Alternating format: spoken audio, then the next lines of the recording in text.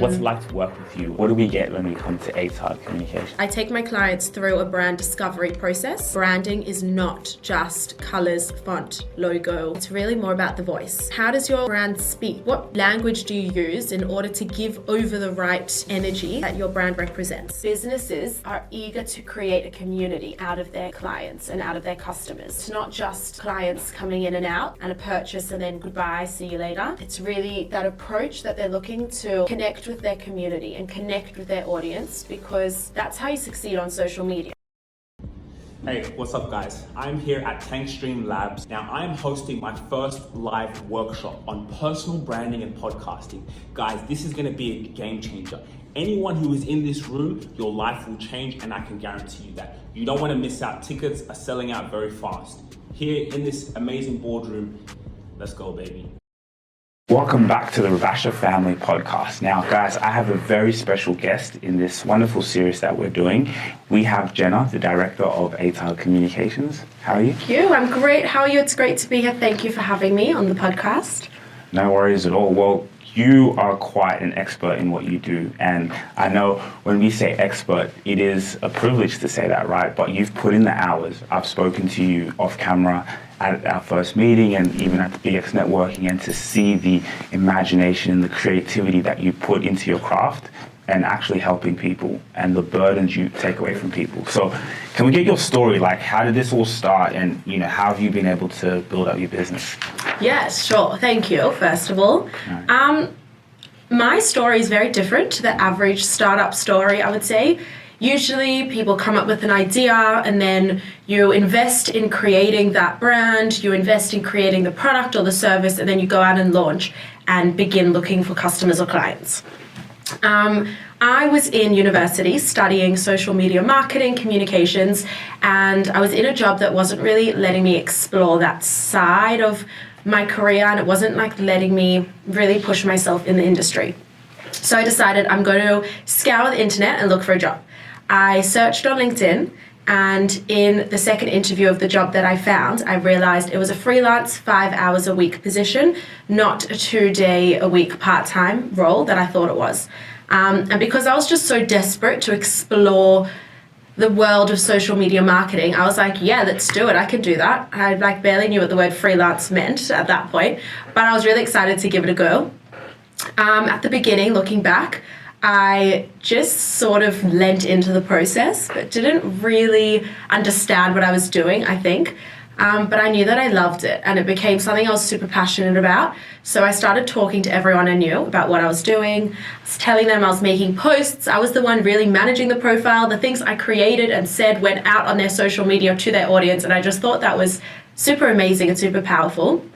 And slowly but surely, people I knew in my community, friends, heard of places that needed social media marketing as well. And really slowly, I built a little bit of a client base without really trying to and going out to. And then a year after I'd gotten that first client, I got to a point where I had enough clients that I could either start saying no, or I could hire someone. And I thought, if I'm going to hire someone, maybe I should just launch a business. So it happened a little bit backwards. I launched in August of that year, 2022, must have been, alongside my university degree. I was doing lots of early mornings and late nights, and had this really amazing sort of backwards approach where I took all my freelance clients and I said, hey, I've now launched a business, and instead of having Jenna Oberstein run your freelancing social media, now it's going to be a business called Atag Communication and my team. Wow. And how old were you when you started this journey? I was 23, just turned 23. When I started with my first client, I would have been 22. And then, I know it's young and it's not the normal story. Yeah. But yeah. I'm just intrigued in it. It's true, you fell into this by accident. You lent into it, just by having the first client. So talk to us about the first client. Okay, so you see a freelancing job. Did you send in a resume? What was that like? Yeah, so firstly, on falling into it by accident, I definitely did. I didn't go out searching to launch a business, but I do think that if I had a different approach, I wouldn't have gotten here, because there was all these opportunities that came my way, and I really easily could have, sat in the safe zone. But for me, the idea of having a business was always sort of in the back of my mind. The idea of innovative and entrepreneurship, it's something that's really appealing to me and been really exciting my whole life, like leading up to this point. So when that became a possibility, and for me, it was really a possibility, like it was really something I could do, I sort of ran at the opportunity. Now back to my first client. So yeah, I saw it on LinkedIn. They were looking for, I think, a social media manager, something like that. I applied with my resume, which was pretty average at that point, I would say. And I'd done a few things like volunteering and creating social media pages. I ran a campaign in high school where I did all the marketing just because I love that. So I think in that interview, what I really used to push me forward was I just spoke about my passions, and I really am passionate about communication and marketing. So I think that they got that point. So they got that vibe, right? Like this person's passionate about something, and if they're that passionate about something, they can inject that passion into our business, because this is a burden for us. So imagine having someone loving that, right? And I think that's pretty smart in terms of also delegation, right? Imagine delegating a job to someone that someone's passionate and loves and specializes in it. Completely. I was actually just talking with my team members like in the last week, and I brought on a new intern recently, and I was trying to work out what roles she can take on that she'll really enjoy. And I went back to someone else I've got working for me, and I said, let me know what you really love doing, because the things that you don't love doing so much, like let's give that to someone else who will enjoy it more. And I've gotten through my own business and my own journey and work by doing things that I am really passionate about and focusing on the things I love. So that's what I'm trying to lead my team as it grows to do that as well. So like in the day-to-day, what do you love to do now, like as a director? Like what do you love doing? Number one, meeting with people. Okay. I only went full-time with the business at the beginning of this year, and as I've started to really invest in the business, there's like the balance of the two sides, working in the business and working on the business. And when you work on the business and you can network with other people who are, doing similar things, can resonate on the challenges of business owning and the really cool things about it as well. So that's number one, something I love, just connecting with people. I found when I first went full time in like January, I was really lacking that connection with a network and with other people who I could talk to about it. Being a solo business owner can be isolating. So that was like a big plus for me and like a big growth moment when I started to reach out into a network. And then day-to-day tasks, I love communication. Like it's weird. And I sort of, when I launched my business, I launched it and this realization came to me that not everyone loves social media marketing. People actually hate it and they find it a headache. And not only am I pretty good at it, but I love it. I think it's powerful. It's the fact that you can brand someone's story and figure out what their true identity is of that company, I think is really fun. Yeah. And it's like when you're managing their social media, you're taking it as it's your own, right? And like you said, it's powerful to be able to help brand and spread that story. Completely. It's actually funny because I find that when I'm talking to my clients, I realize this like quite recently, and it wasn't even intentional, that when we're talking about, say my client has a new product coming out or a new service, when I talk to them, I'm saying, yeah, we've got that event next week and we've got that, and I feel like I'm part of it. Like I know it's an outsourcing to an agency, but I really consider it a partnership, and we become partners in their social media strategy. I always say at the beginning of the journey, when I'm doing the branding stage and the whole brand discovery and workshop and everything that's involved in that, something I always say to my clients is that I want to feel like I've been involved in your company since day one. So when they say, like, do you want us to send you an old article? Do you want us to send you a flyer we made? I literally want everything. And I want to feel like I understand intrinsically what that brand is and what they represent, so then I can feel like I'm a part of it.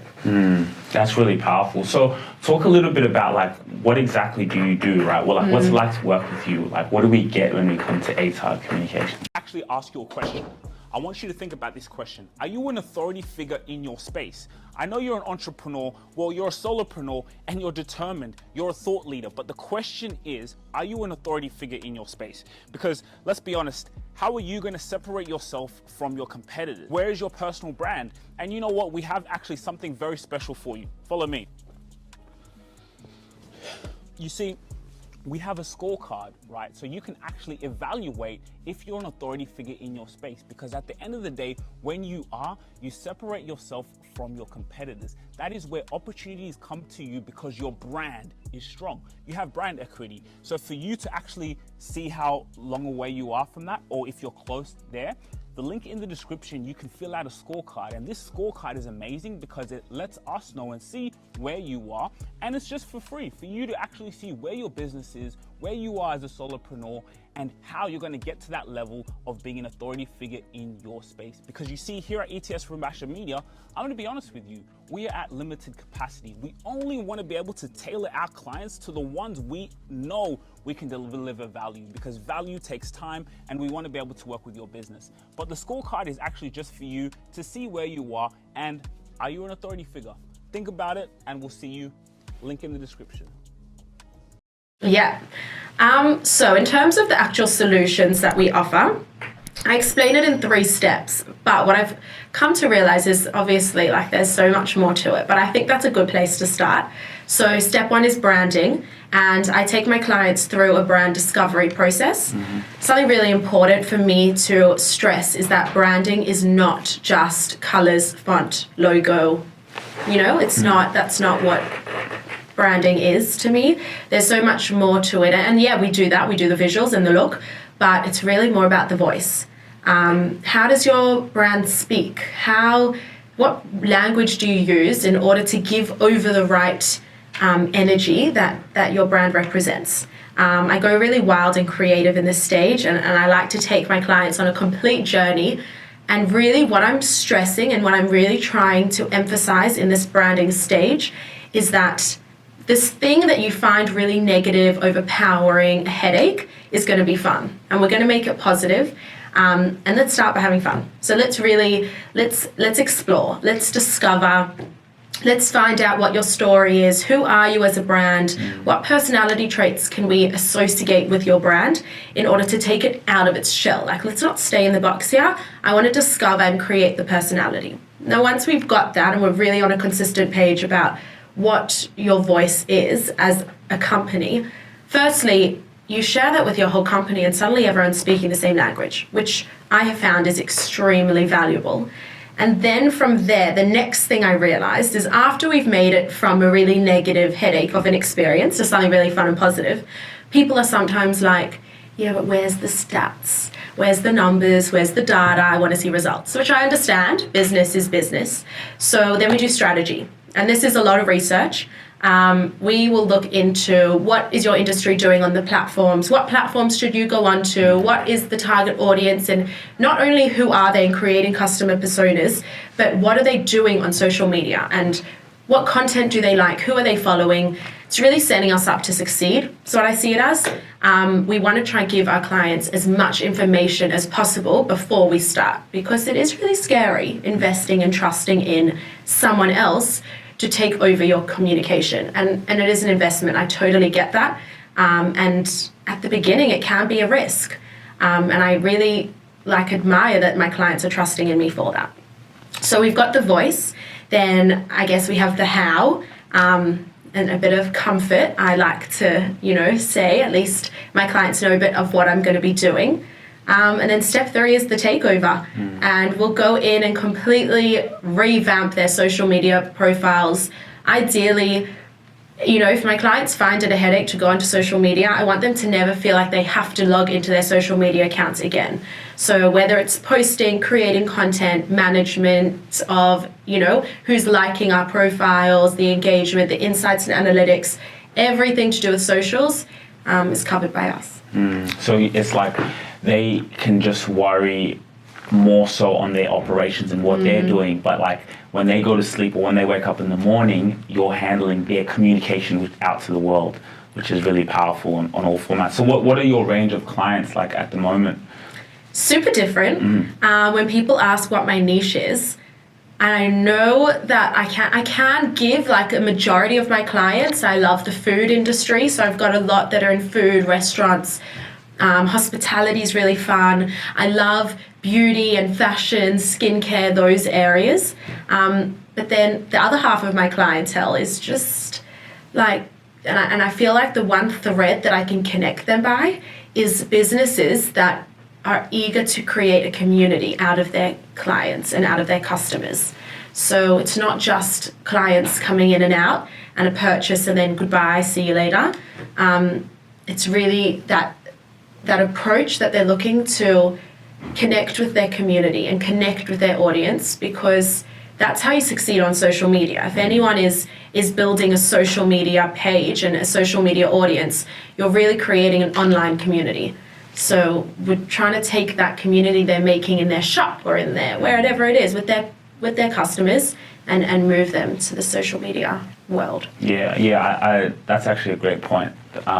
The community part, right? Because it's like you can even from the customers who may not necessarily buy from you, right? But they can still be part of that community, and the way that you do that is through content. And imagine doing that over a 10, 20, 30, 40 year period of building community around what you love and the problems you solve. I think like that's very powerful what you're doing there.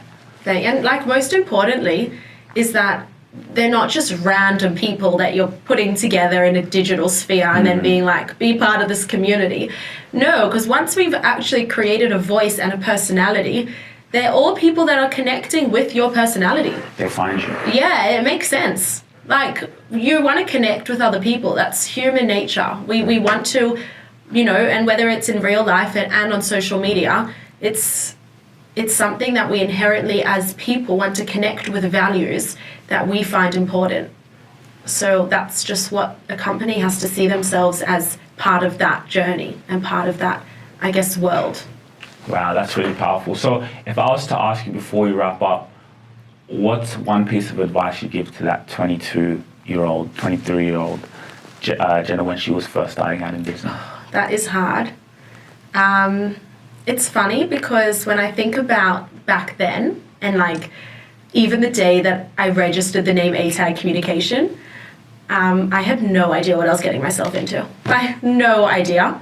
I always say that I knew there was a lot of stuff I didn't know how to do, but I didn't realize how much I didn't know that I didn't know. It's like a whole different gray area. The piece of advice I would give myself is that even though you're doing something different and crazy, back yourself, because you clearly love it. And when you love something and are so passionate about it, even the hard times and the challenging times, and there have been many, many hurdles, continue to back yourself because, it's scary, but it's amazing as well. Wow. Go into the unknown. Yeah. Just lead into it. See what happens. Yeah. I love that. Thank you so much for taking time out of your day to come and speak with me. It's great to know a little bit of your story, right? And actually how you're helping people, how we're using things like this, right, to communicate out to the world, is really powerful. And by the way, we met at the BX networking event. How have you found also networking with other entrepreneurs? Because I also want to ask you that, because I felt that space when I was doing this, I was just home editing, just in my own bubble. But to be able to, I don't know what made me step out. I think it was maybe my dad, or I don't know, something clicked to like, yo, wow, this is powerful to me. Look, we're sitting here together. You went on your own journey where you were by yourself in your own world. You now went into networking. I did the same thing, and like now we're here. And I think that's so powerful with a mastermind and just connecting with individuals, right? And that's why we're sitting here. So talk us a little bit about that journey and how, like, where do you see yourself going? Like, what does the next 5 years look like for you and for the business? Firstly, completely the power of connecting. As I said before, it's really isolating otherwise. Like, the idea of owning a business is a little bit, I think, like shining stars, when it looks like all fresh and shiny and it looks really fun, and it is really fun, but a lot of the hard parts of it are not advertised so much. So when you're able to connect with other people about, I had a really bad meeting today. Like, it was really bad, and there was no mentor to turn to because there's no one else in my business. So having those connections is really important. So the first thing, I guess, in my 5-year plan is to continue to grow a community of people that are around me, that understand what I'm doing and that I can lean on, because that's what got me here, like leaning on my support network already. Business-wise, my next 5-year plan, going on the same train of people, I guess, is I want to really build out my Atag team. I think it's really powerful to bring people onto my mission and instill in them the values that I created Atag out of, and bring them along that journey. And the more I grow out my team, the more I can, work with other people, and it gives just me more resources to access more clientele. And then, of course, looking to grow in my client base. So meet new people, figure out what their story is. It gives me fire to talk to someone and they say to me, but we have no story, we have no brand. And I get them talking for 5-10 minutes, do a workshop with them. And I look at them, I say, there you go. You have a story. Like, of course you have a story. If you have a business, you've got a story behind it. And I love doing it, and I see the value in it. I see how it helps the clients I've worked with. So I want to continue doing that. Wow. I think that's the perfect way to end it. That's very powerful. I'm looking forward to keep having this conversation. And I just want to tell you, I'm proud of you. Like, even from when we met to what you've been able to do up until now, right? Talking, you presenting or talking up at BX and like doing this, right? Like, you've never been on a podcast before. Yeah. But you came and said like, hey, let's do it, right? You went into the unknown. You didn't know what this was going to be like. And we're here now with these cameras. True. Look at us, yeah. Cool, guys. Thank you so much for watching. You guys will see Jenna very soon, and I can't wait to be sharing this on socials already. Thanks, guys. Make sure you take the time to like, share, and subscribe. Go and hit the subscribe button so we can keep giving you guys content, so you guys can be notified as soon as we drop some news and information that's really going to help you. And then another thing, guys, and by the way, subscribing, it doesn't cost any money, nothing. No dollars, just go in there, hit the subscribe button. Again, Spotify, make sure you download our episodes on Spotify. We are exclusive to Spotify because we are getting that deal.